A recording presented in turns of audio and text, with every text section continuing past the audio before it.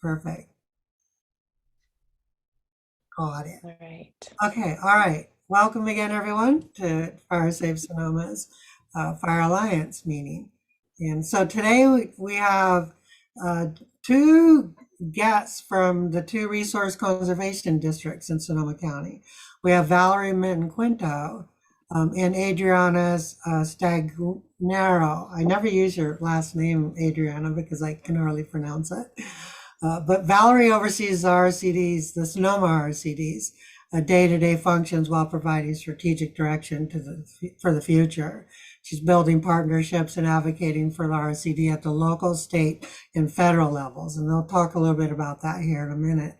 And then Adriana, she's an outreach and project manager with the Goldridge Resource Conservation District.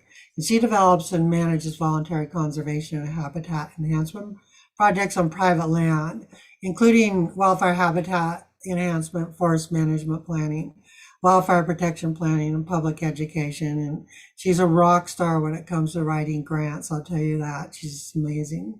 She worked very hard on a recent grant application that was successful for us, that'll serve West County really well coming up. And I don't want to dive too much into that yet. Okay, so with that, I'm going to hand it off to Adriana and Valerie, and yeah, the two rock stars will tell us everything we need to know about RCDs, resource conservation districts. Thanks, Roberta. I assume everyone can see my screen now. So as Roberta said, I'm Valerie. I'm with the Sonoma Resource Conservation District, and Adriana and I worked together to prepare this presentation for you. So I'll kind of kick it off, and then Adriana will join in a bit. And I will get to soon. I'll get to a slide that tells you how we're geographically different, the Sonoma and Goldridge RCDs. So if you're wondering, we'll get there soon.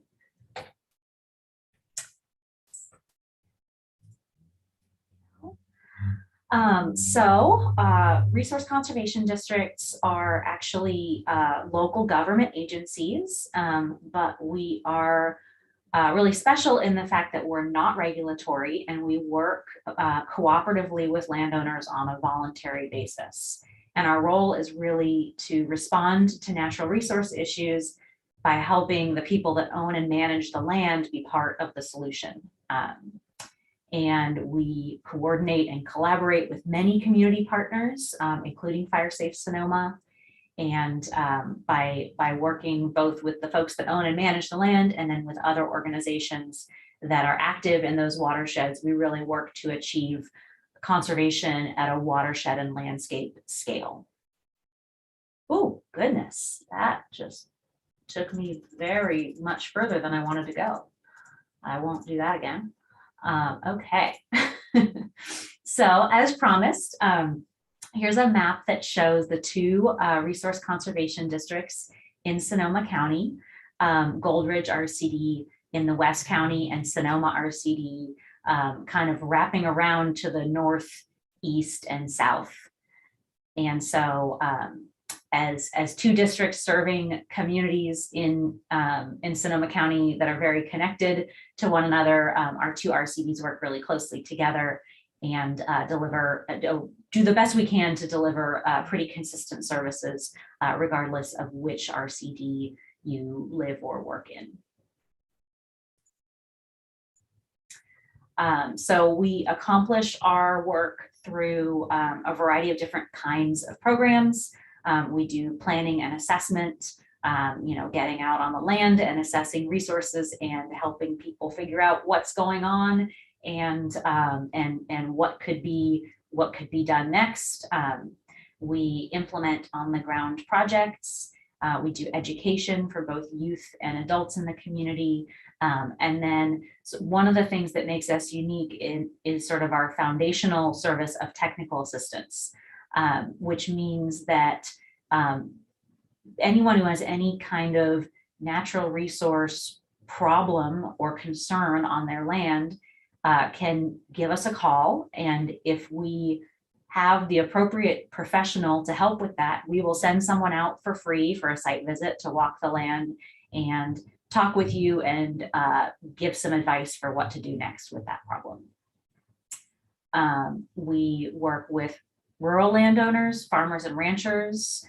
We work a lot with government agencies and municipalities, and then there's the and more, because really by nature we are collaborators and we work with everyone who's interested in working with us and everyone that might have something to contribute to our shared goals.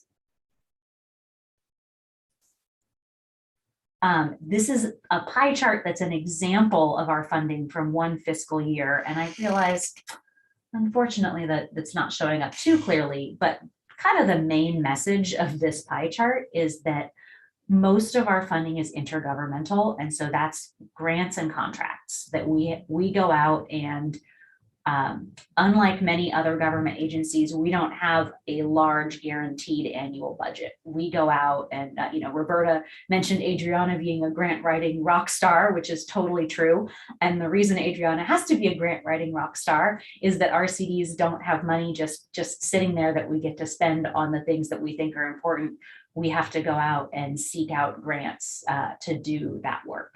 And we've been very successful with that. Both RCDs tend to bring in, somewhere in the realm of 2, 3, 4 million a year in grant funds to do work on the ground in our communities.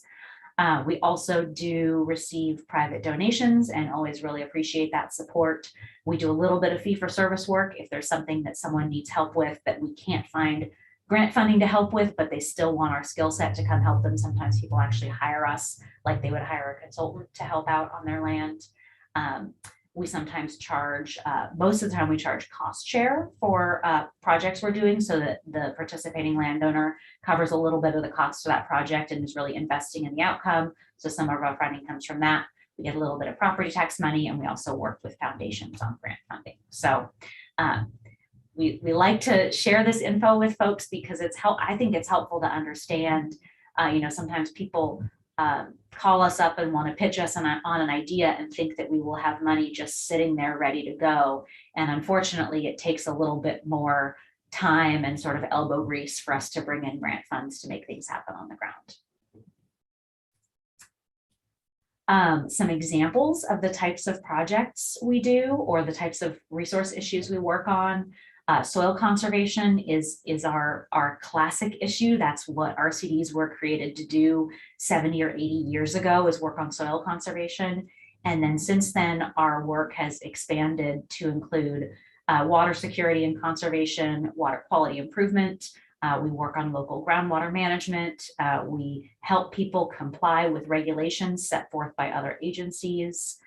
We do work to improve salmon pollinator and other wildlife habitats. We do a lot of work in the realm of climate adaptation. And in more recent years, I'd say the last 5 years or so, we've really gotten more active in forest management and fire fuels management. And so I'm just going to share, and then Adriana as well is going to share just some examples of the types of projects we do, and really trying to focus on the types of projects that we think might be of most interest to the folks tuned into this call. So one example is water resilience projects. It's funny, you actually can't tell from this photo because there's no roof nearby, but this is a project to capture rainwater off of a roof and store that water for summer use. These tanks were part of a project that we did in partnership with Coast Ridge Community Forest. So that was out in the Wallala River watershed, and then also in the Cazadero area and the Russian Gulch area. And we installed tanks on 20 plus properties out in those coastal watersheds. And the purpose of that was to both provide water security for people and also to keep more water in the streams for the fish that are using streams in summer. So these are projects that we often do with kind of a watershed focus. We actually have another project starting up with rainwater tanks that is, we've partnered with the Mill Creek COPE group to help us do outreach and identify folks that are interested in doing these projects, especially related to rebuilds after after the Walbridge fire came through that watershed. And similarly, in the Mark West Creek watershed, we're doing a project with rainwater catchment on rebuilds from the Tubbs fire. And we also worked with watershed groups and the Fire Safe Council in Mark West to help do outreach for that project. As I mentioned, we have increased our work in forest management over the last 5 or so years. And so we have a registered professional forester who's on staff with the Sonoma RCD, and he actually serves both RCDs, Sonoma and Goldridge, and the landowners in our districts. And he works with people to do these forest management plans of, usually a little bit larger forested properties, going out and assessing the landscape, and both the landscape and that landowner's goals for managing their landscape, and then coming up with prescriptions for what types of practices could be carried out to improve the health of the forest and also meet other management goals that that landowner might have. And so this map is just an example of one of the, these plans end up coming with many maps, but this is the map that I like best because it's sort of the action on the ground. These are the different units identified, and practices of what prescriptions can be done in those different management units on the property. Sort of a follow-on to forest management plans is the North Bay Forest Improvement Program. This is a partnership with a nonprofit called After the Fire and implementers in Sonoma, Napa, Mendocino, and Lake counties. So it's mostly RCDs, and then in Lake County, we have a non-RCD partner that's doing the implementation there. But this is a program we're really excited about. We brought in, I believe it was $1.5 million of CAL FIRE funding for the first phase of this project, and then CAL FIRE is adding a few more million to the coffers to continue the project. And it's basically a locally driven incentives program.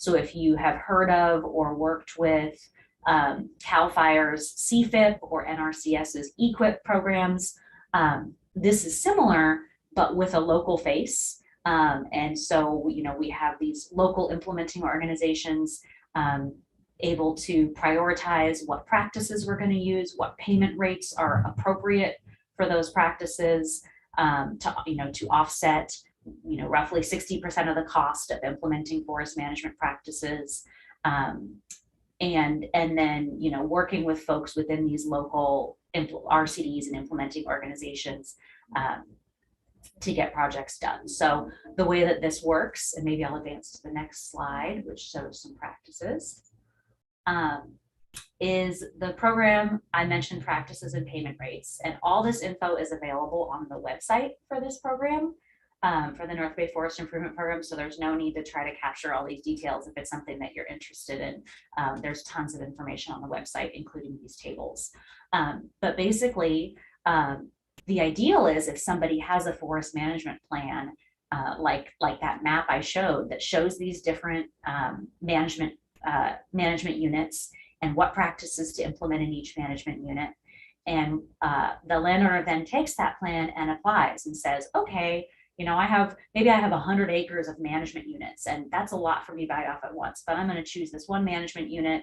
It's 10 acres and it has 3 different practices. And so I'm going to fill out this application and say, I want to do timber stand improvement. I want to do some follow-up slash treatments. And I want professional services of a forester to help me do that. And so I'll apply for those practices across this acreage. We take all of those applications and rank them locally, and then we enter into contracts where we are providing some technical assistance and some oversight to make sure it's done correctly. And at the end of the day, we can make these incentive payments to offset the costs of doing that forest management work. So that's really NBFIP, as we call it, because we love acronyms. That's really on the parcel scale. And the other thing that we're really focused on is trying to do neighborhood scale projects. So not just one property, but neighborhoods, and neighborhoods with fire safe councils or COPE groups are a great example of this. Neighborhoods where there are a lot of motivated people that have ideas about what they want to do to manage their vegetation, improve fire safety, and there's enough sort of cohesiveness and communication among that group of people that we can actually plan a larger project that goes across multiple properties. So this photo is an example of an in-progress fuel break. This is in the Upper Mark West watershed, and this project was funded by the County of Sonoma through their vegetation management program.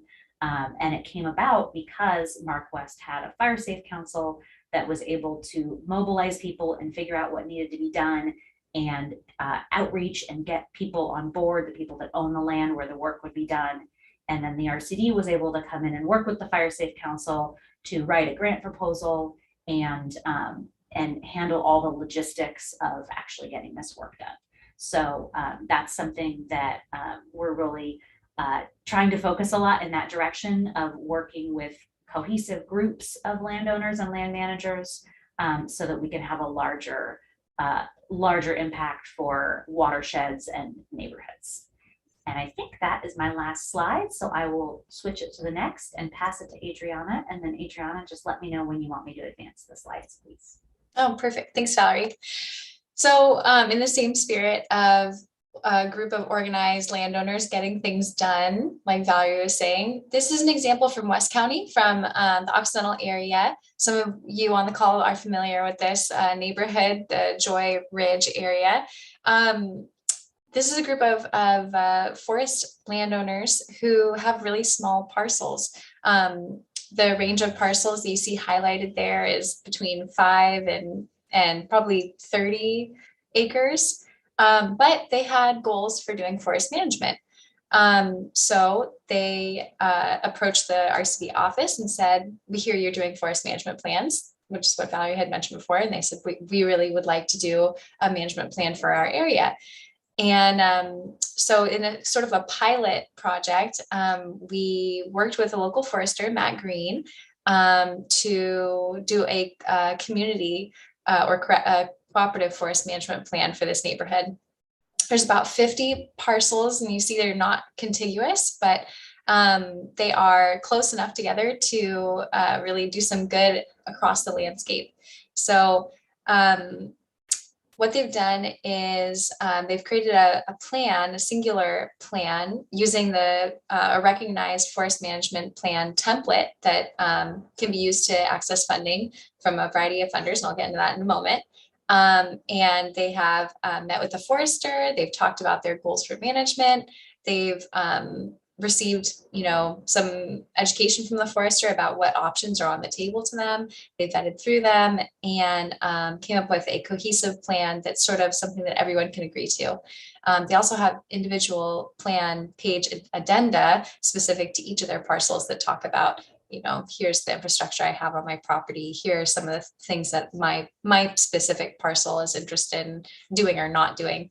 But generally, it's a vision for the whole area.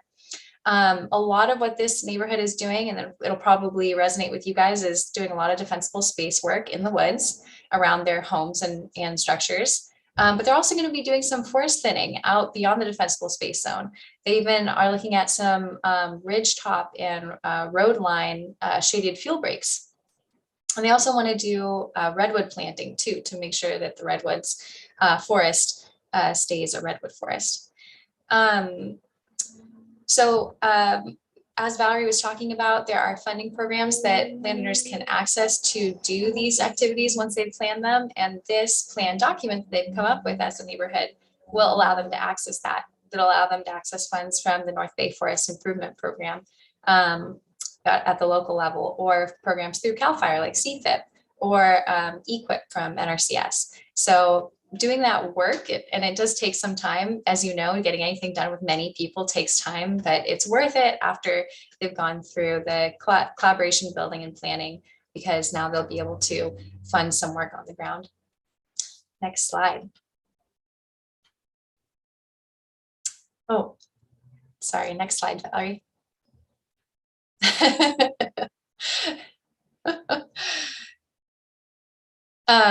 Perfect. Okay. And then I'm happy to share that we have received funding to continue a very popular pilot project that was started last fall. This is the Landsmart Community Grazing Program, and it is a program funded through the County of Sonoma's Vegetation Management Program. Basically, the spirit of this program is connecting grazers who have grazing animals, cows, sheep, and goats, with property owners who do not have grazing animals or an easy mean of grazing an area that's at high fire risk, to reduce their fire risk and reduce their fuel load.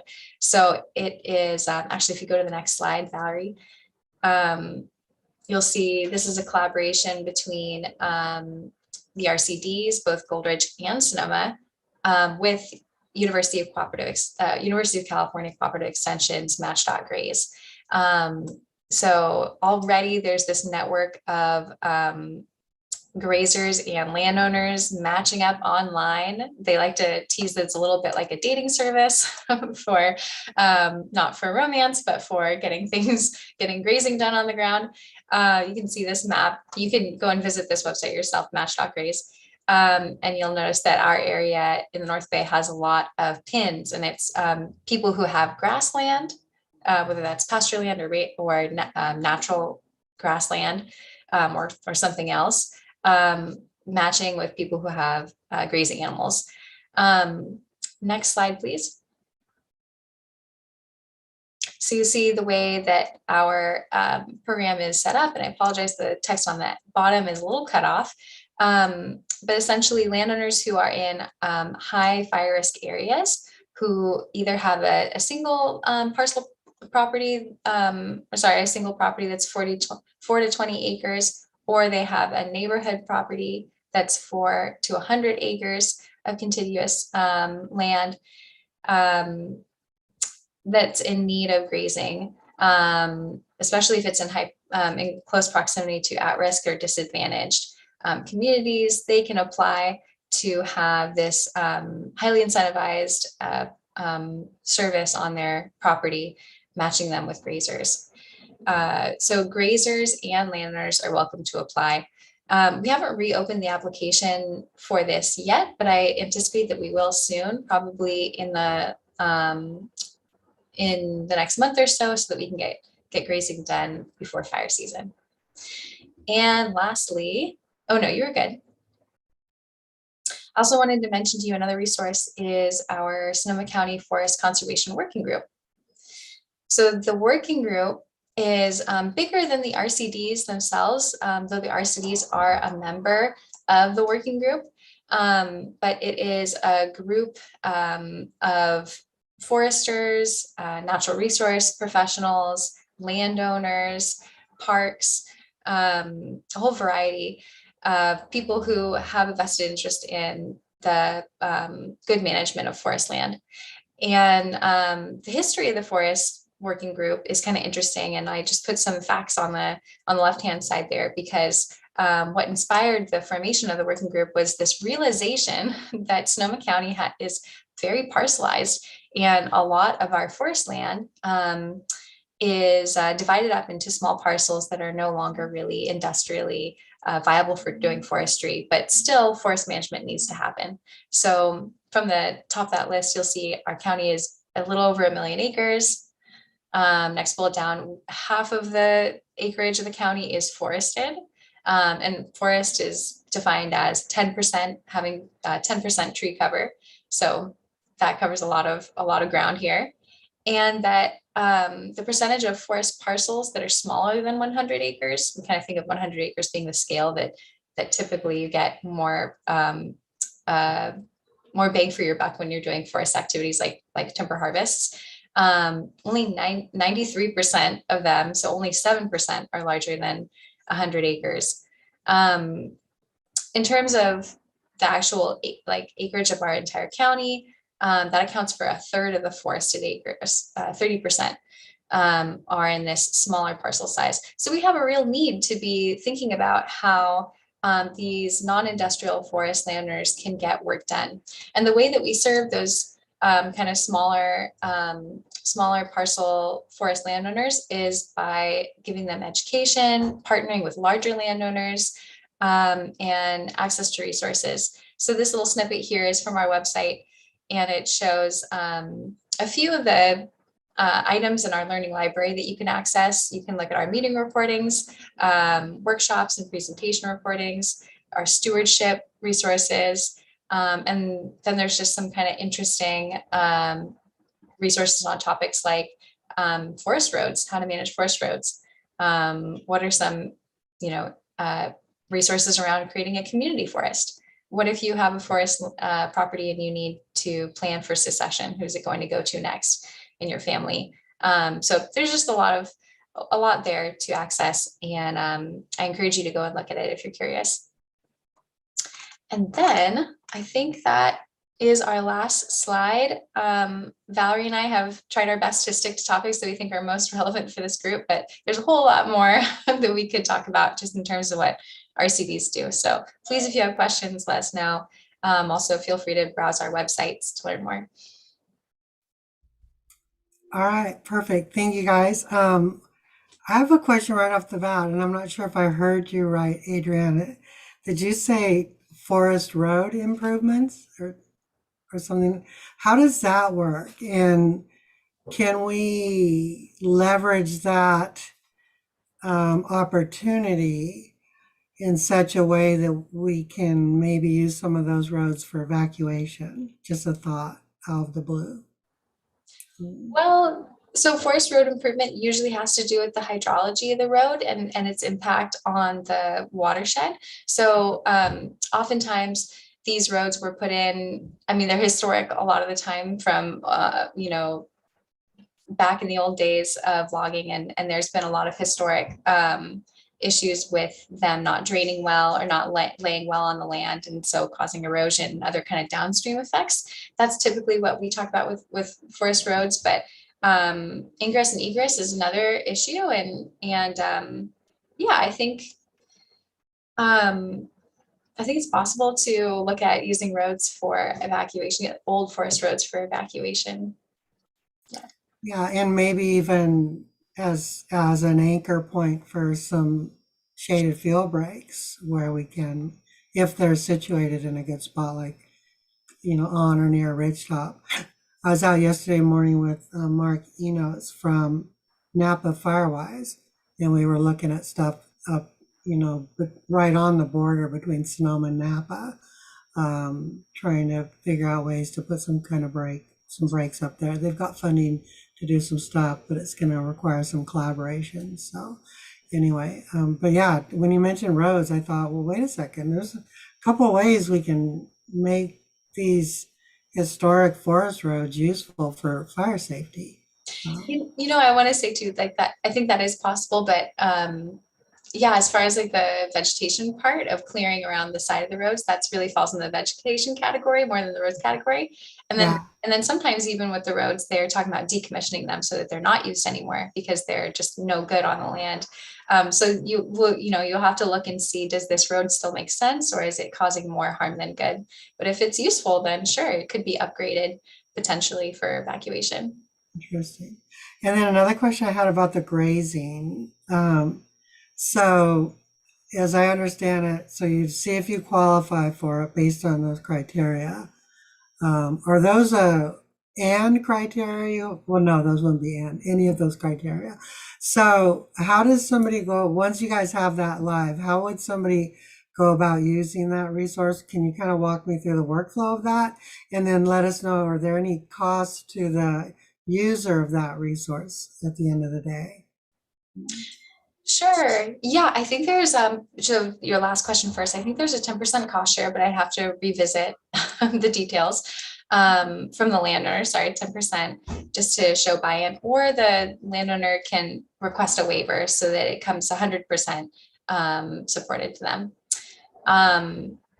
But the way that they would go about it, typically we just have an application form online. So the landowner would go through the application, they'd verify that they're eligible, checking the boxes. They might describe their property and the needs that they see. And then we would take in their application, make sure they are all good to go, and then work with call them up and work with a grazer to find the best grazing match for them. Oh, perfect. Looks like Tilly has her hand up. Tilly, you have a question? Yeah, I do. That was really fascinating. Thank you so much. And the match graze really made me chuckle when you said it was like a dating app. But what I wanted to just sort of bring up was you spoke about the different ways that you accomplish your mission, and you spoke about education. And I wondered if you could expand a bit more on that, and like what do you do? Or is that sort of more informal when you're working with landowners? That's when you're doing your education, or do you run certain programs about that, or how does it work really? Well, I invite Valerie to, assist me with this answer, but yeah, we do education programs to a variety of audiences. One I'm really familiar with is youth education, really starting kids young, getting them, accessing them through school, taking them on field trips to farms and ecologically interesting sites, and teaching a conservation ethic at a young age and ecological literacy. But then adults and communities, I think our education, we do host educational workshops sometimes on topics, special topics. I know just, I think it was after the 2020 fires, we held a workshop in December on post-fire recovery that was pretty applicable to a wide audience, holding the hands of our audience members and saying, here are the things, that you'll need, here are the motions you'll probably go through, here's some kind of maybe preconceptions that you have about fire recovery that we want to, confirm or deny. But probably the largest portion of education, the biggest way that we provide education is through technical assistance. Valerie, do you have anything to add about that? That was great, Adriana. Just a couple of items I can think to add is that one, our youth education programs have been really focused on agriculture, and certainly agriculture has a place to a role to play in fire safety on the landscape. But we are also really looking for ways to expand our education programs to encourage young people to get interested in forestry and forest management. Because that is such a, professional foresters, there are not many of them out there, and it's not a common educational path for young people to take, especially in a community like ours that doesn't have a lot of industrial forestry.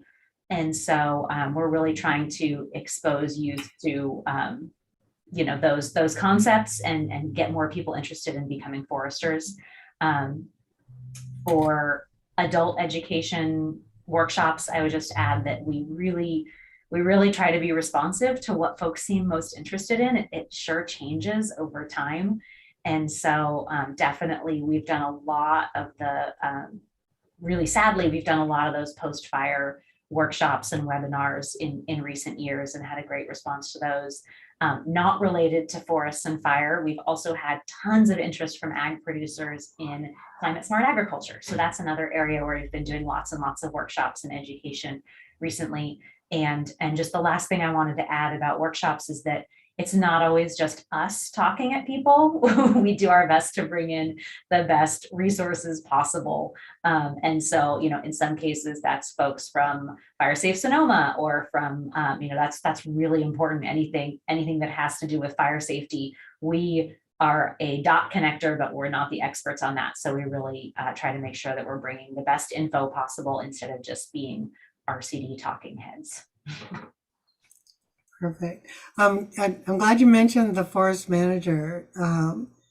And you talked earlier about, your forester being available for projects.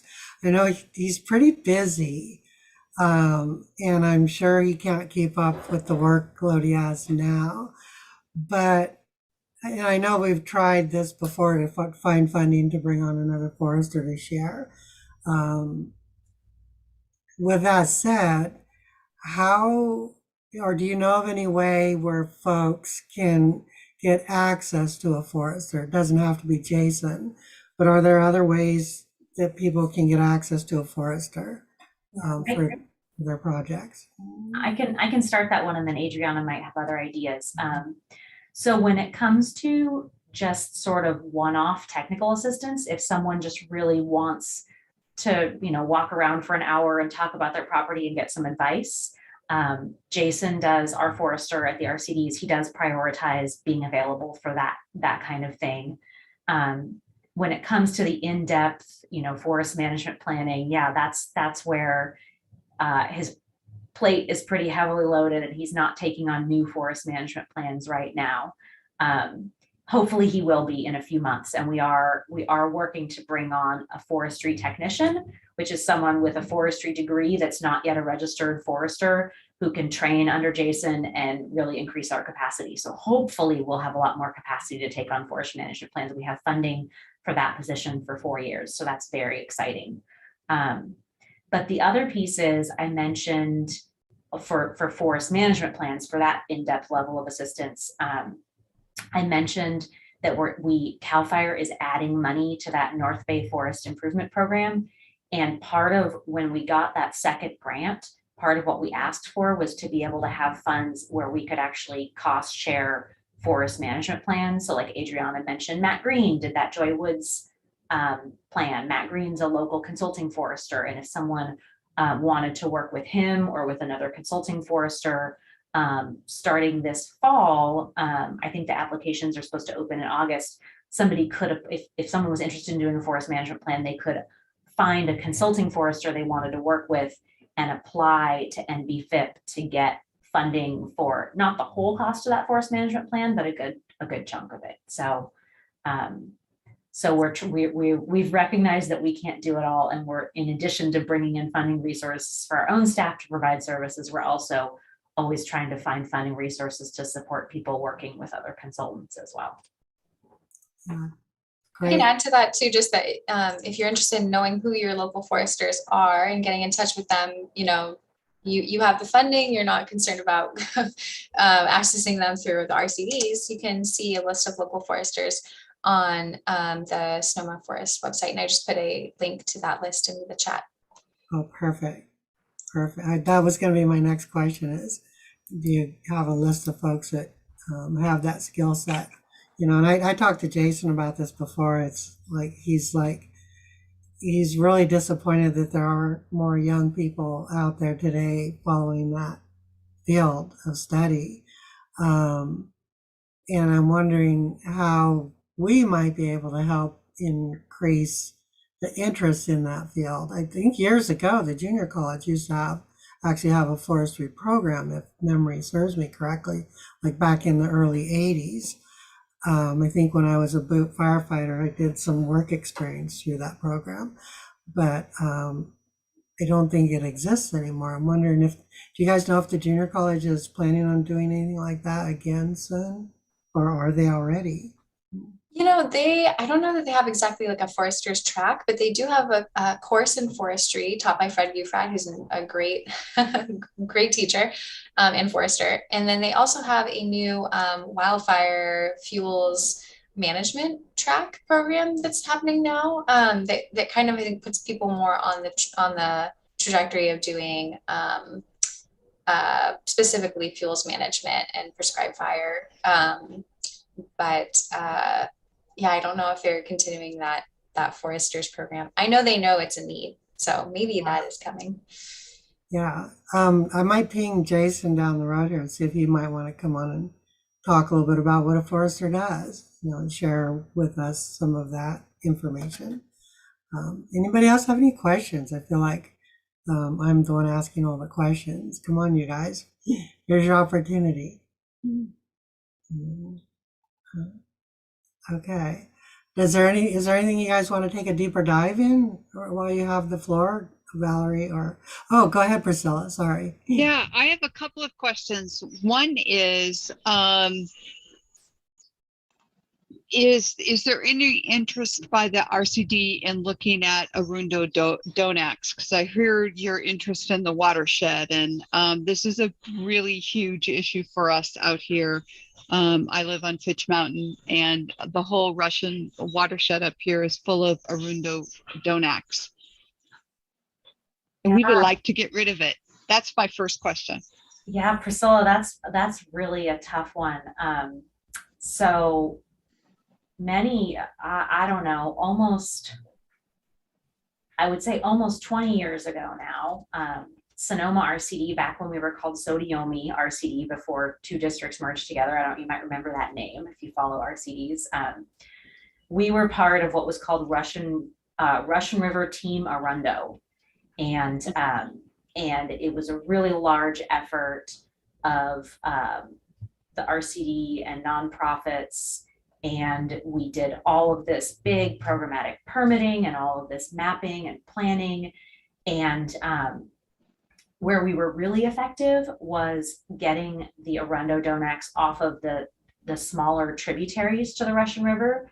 I shouldn't go into the weeds, but weeds, Arundo. But for a few reasons, that was a simpler task. At the same time we were doing the tributaries, we were working down the main stem. There were folks in Mendocino County removing Arundo, and we were doing that work up in Alexander Valley. And there were a number of reasons that we ultimately stopped. It was a really tough decision, but stopped doing it. The first reason was that weed really effectively travels in floodwaters and reroutes downstream. And there were, at the time we stopped doing it, there were some very large landowners with very large infestations of Arundo that were not interested in removing it or having us remove it. And so we felt like we could spend a lot of time and money removing it downstream and then have those areas repopulated from upstream. And so that was one thing. And then the other thing was the just sheer volume of what was out there and realizing the immense cost of effectively removing what was out there, because it's, what we were doing was mowing and masticating it, and then going back with herbicide treatment for a few years to follow up, which was effective but very expensive. And so we sadly had to abandon it as a large-scale project. I have heard that Healdsburg Fire is championing doing some of that removal in your area. I think that's awesome, and I really support it. I think it's, even if it could wash back in from upstream, I think it's still worth it, especially because if there are dedicated local land stewards that are able to watch for it and like remove smaller clumps as it repopulates, that's a whole different thing than the huge effort to. So I think it's really great that that's being done in your area. And I still have pangs about having to leave that program behind, but we did a lot of thinking to make that choice. Yeah, I think it's a good time to rethink it, with knowing how it affects drought, and it's sucking so much water out, and of course because of the fire issues, we have a lot of fires that have been started in Arundo along the river that have been, Healdsburg Fire has been the one responding to a lot in our area here. My second question, and thank you for that, it's good to have that history and know that you may have some data and some work that you've done that I don't know if you'd be willing to share it, but it may be helpful for people to see the mapping of where it was before and to overlay that with the work that's planned. Something to think about. My other question for both you and Adriana are, how can Cope Northern Sonoma County support your work? How can we work together to do the work that we're doing? For instance, with the Arundo, we leverage our relationships with our landowners to get the work done, right? We have a different kind of relationship than people from the outside, RCDs and other folks. So, you don't necessarily need to go into depth about that for the sake of everybody else, but just wanted to put that out there that we'd love to work with you in whatever way we can.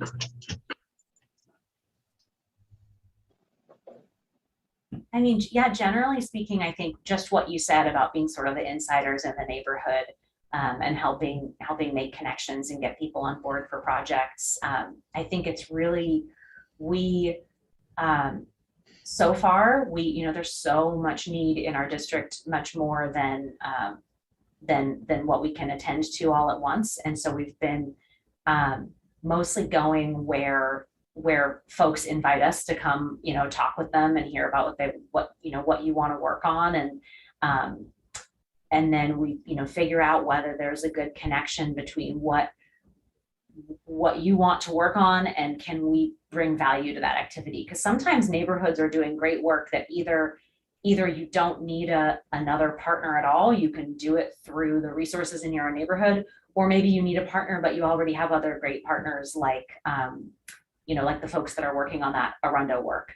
And so in that we don't need to interject ourselves where we're not needed, but if there are neighborhoods that are well organized and have ideas and unmet needs, then we're also happy to get together and hear about that and figure out if there's a good fit for us to help. Yeah, that was perfect, Valerie. And I would just add that the value of an organized community is huge to us, because you already, you have, each other, kind of what your goals are, what you're after. And that makes it very efficient for us to step in when you want to help with submitting a grant proposal to CAL FIRE, for example, or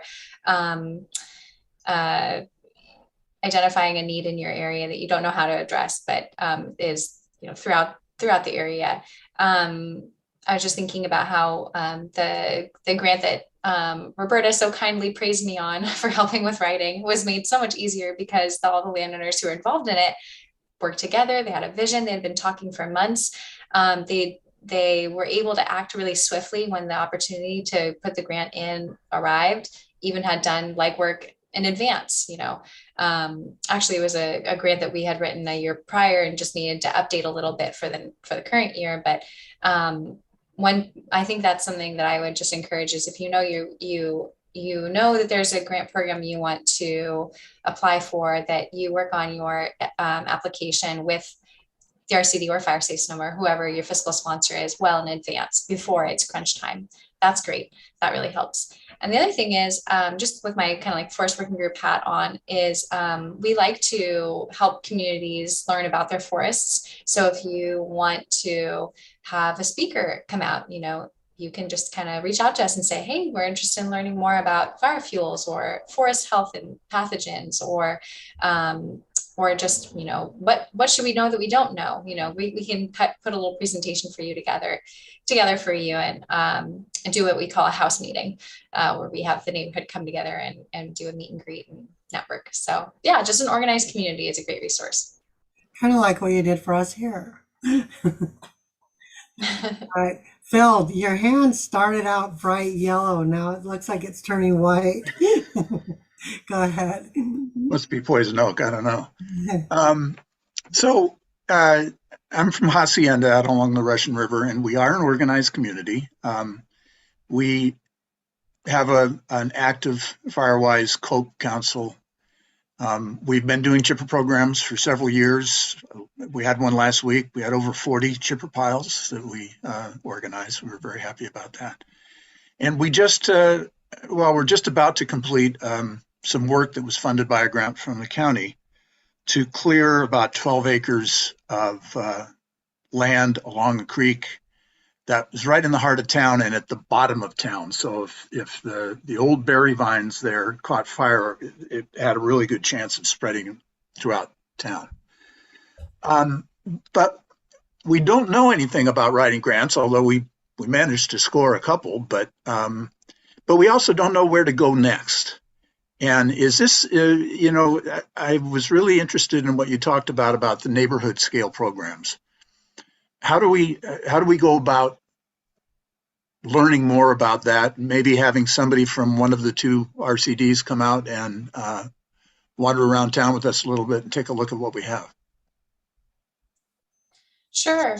So, yeah, I think that would be fine. And we'd love to come and check out your neighborhood and see what's up there and if a forest management plan makes sense.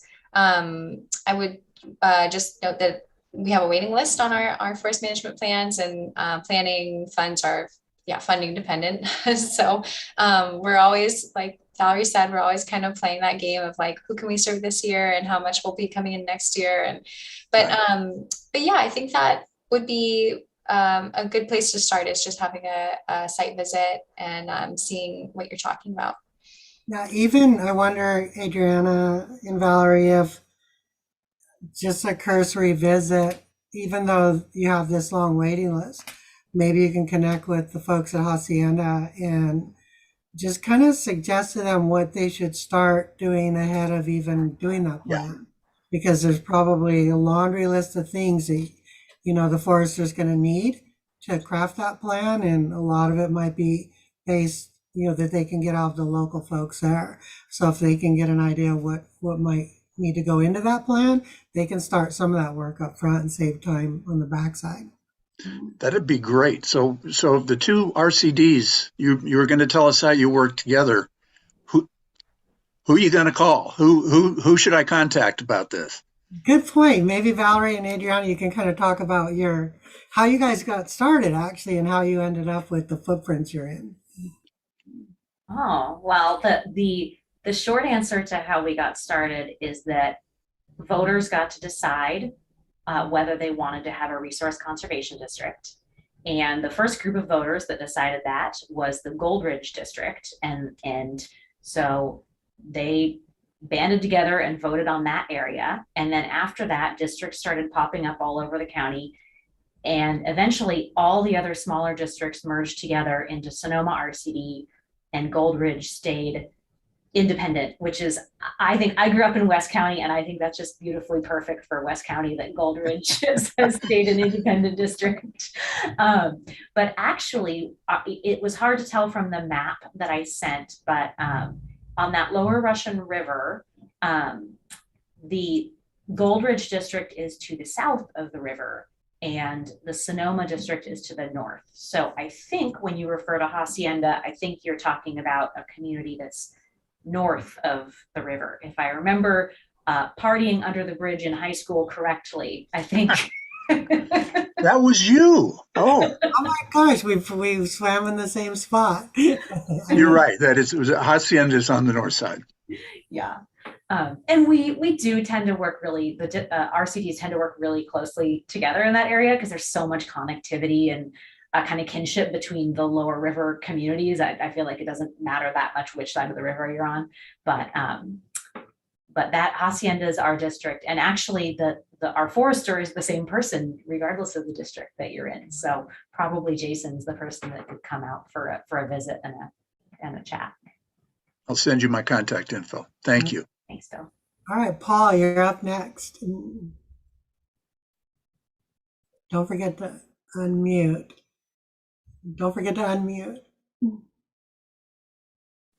Sorry. Do you have some examples of where your work and efforts might help in the city? Like we're in the Rincon Valley, and as I walk around some of the newer areas the trees are smaller and things, but some of the older areas, and how could we help? Like we're not real well organized. Some of us neighbors individually are doing things and we talk, and some more people start asking questions, but it's not really well organized. So I'm wondering, do you have some examples, or are you able to work within areas within the city that are definitely edging on some areas that are very fire prone? I'm going to maybe take a shot at starting that dialogue. So what's your geography again? Where are you located? Rincon Valley. Okay. In the off of Calistoga Road, but we're in the city. There's these Skyhawk, St. Francis, etc. It's a big area. Couple of suggestions there. You might check with the Upper Mark West Fire Safe Council and see if you can get some help getting something going, either in collaboration with them or as a partner with them, whatever. And then aside from that, if you want some help forming a local group, Firewise or something like that, we can help you with that, and we can pull in Fire Marshal Paul Lowenthal from the city of Santa Rosa to help as well, if you want to get a group going. The reason I'm kind of suggesting that is oftentimes having a collaborative can really get some horsepower pushing towards a community project. And then I don't know that the RCDs can help that much with the circumstances you're describing. Do you know Sure. about Adriana? Is there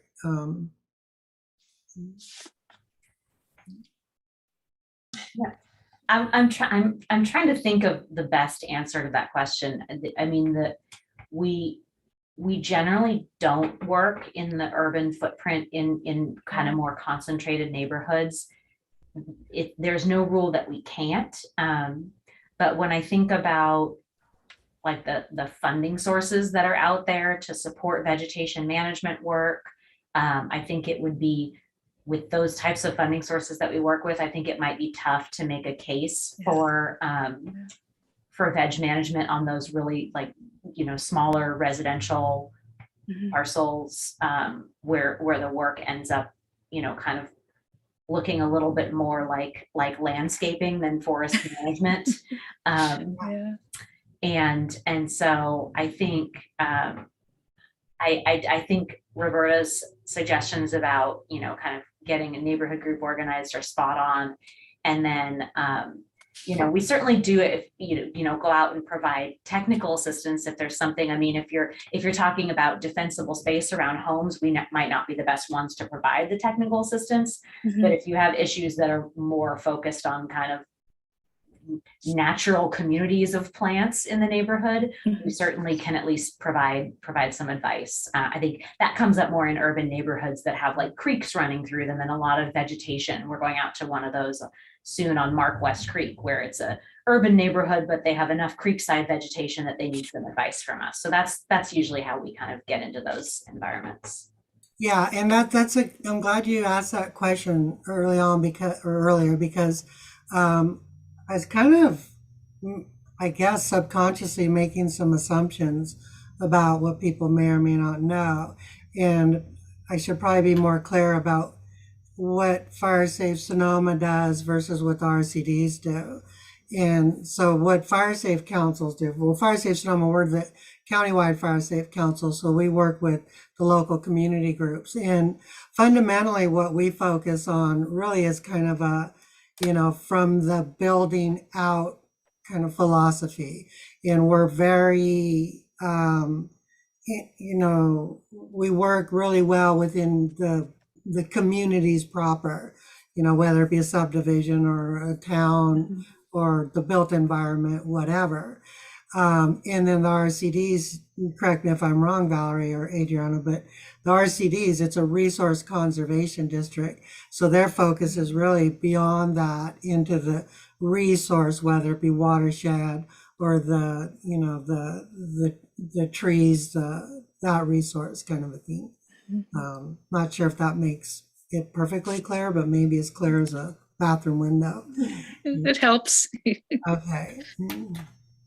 We'd also be happy to help you get a COPES program started there if that was a way to get your community organized. And as Roberta said, Firewise is another way, and/or with COPE would be a great way to move forward. Yeah, and if you're interested in COPE, if you're in the city footprint, if you're in the city of Santa Rosa, Yes. my first thought would be reach out to Paul Lowenthal at Santa Rosa Fire. Okay. Yeah. Because the Santa Rosa Fire Department has a really good COPE program. In fact, they started it back in the mid 80s, I believe. But then if you want some additional help, or feel free to reach out to the experts like Priscilla, particularly if you run into any stumbling blocks with Santa Rosa, because I know they get pretty busy and I don't know how responsive they are. And Priscilla's right here ready to lend a hand. So she's been doing this a while. Yeah, we have Thank you. info sessions once a month, so feel free to register for that on our website. Happy to have you. We help people get started outside of northern Sonoma County all the time, so you're welcome. Thank you. It's a good place to start, absolutely. Okay. Well, let's see. I see Carleon's in the house. Carleon, would you be willing to give us any kind of updates from the county with SoCo Adapts or anything that the county's got going on you could share? Sure, this was really great to hear. Thanks to Valerie and Adriana. Nice to see you guys. I know that we'll be working with both of you on one of the projects that's just getting rolling now with Permit Sonoma is a hazardous fuels reduction program, which has a large footprint where we'll be looking at doing hazardous fuels reductions in more wildland areas. The other programs that we have going, which are slowly rolling out, are the Wildfire Adapted, which has a more 100-foot defensible space and structure hardening focus. And that one is rolling along slowly, but we're getting there. So we're still working on those. The countywide CWPP is currently under review, and we're just about to launch the next segments of public comment and stuff for a revised version of the countywide CWPP. So pretty soon you'll have an opportunity to comment on that and participate in meetings about that. So we're keeping pretty busy over there in Permit Sonoma land. Yes. Now, I called it SoCo Adapts, and thank you for correcting the name. It's now called Sonoma Wildfire Adapts. Is that the proper? SoCo Adapts is SoCoAdapts.org. We're still using that. Okay. Mm-hmm. Yeah, SoCo Adapts. All right, so either way, we can use those terms interchangeably.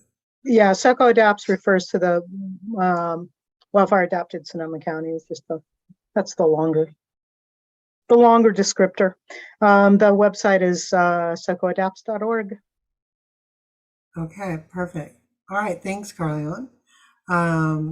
Well, does anybody just have any general discussion you want to toss around, or group therapy, whatever? This is the place. Actually, let's go ahead and end the presentation now, about 3:10. So Marika, go ahead and stop live streaming and recording, and we'll just open it up for a free forum.